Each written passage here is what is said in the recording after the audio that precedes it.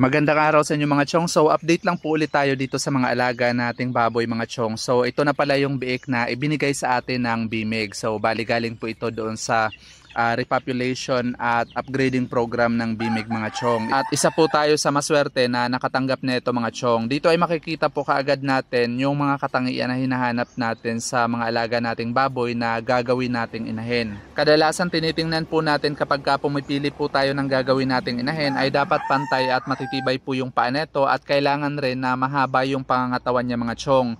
Kailangan rin po natin i-check yung mga dede niya, dapat nasa 7 pares o mas higit pa at kailangan maganda rin po yung shape ng vulva niya mga chong. Sa ngayon ay 56 days old pa lang po siya mga chong at nasa pre-starter stage pa lang po ito. Estimate po natin sa timbang niya ngayon ay nasa 18 to 20 kilos at pagtungtong nito ng 60 days old mga chong saka pa lang po tayo magpapalit ng starter feeds. So maliban po dito mga chong ay meron pa po tayong dalawa na mas nauna, bali anak po ito nung alaga nating inahin at pinagpipilian rin po natin dito kung alin sa kanilang dalawa yung gagawin rin nating inahin. Binabalak po kasi natin na magdagdag ng 2 o kaya ay 3 sa mga alaga nating inahin mga chong dahil kung maalala nyo po nung nakaraan ay nagbenta po tayo ng isa nating inahin. So sa ngayon bali isang dumalaga at isang inahin na lang po yung alaga natin na productive. Kaya naman kung maging okay at makitaan po natin ang magagandang katangian itong 3 na pinapalaki natin sa ngayon mga chong ay itong 3 po yung idadagdag natin sa mga alaga nating inahin.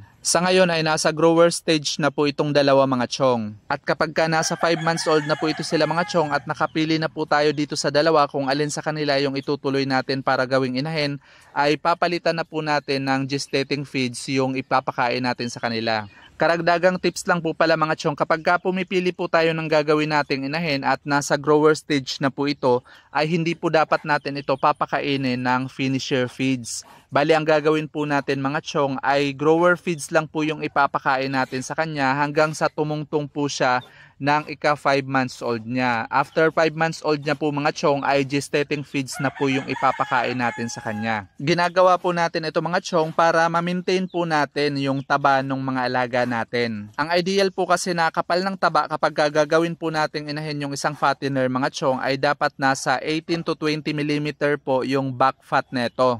Nakakatulong po kasi yung makapal na taba sa mga alaga nating inahin mga chong sa milk production nila. Kapag makapal po yung taba ng alaga nating inahin ay marami rin po itong mapuproduce na gatas mga chong. Yun po ang dahilan kung bakit iniiwasan po natin na pakainin ng finisher feeds yung fattener kapag ka napili po natin ito para gawing inahin. Ang ginagawa po kasi ng finisher feeds sa katawan ng mga alaga nating fatteners mga chong ay tinutunaw niya po yung taba neto at sinisiksik niya yung laman. So ito pala yung sinasabi kong dumalaga mga chong. Sa ngayon ay nasa ika 104 days na po ang pagbubuntis neto at medyo maliit lang po yung kanyang tiyan. Anak po ito nung alaga naming inahin na ibinenta namin nung nakaraan dahil 2 beses na po yun nagkaroon ng pseudo pregnancy o false pregnancy. Kaya hoping po tayo mga chong na hindi po siya matulad doon sa mamapig na pinanggalingan niya para naman mas matagal-tagal po yung magiging samahan namin.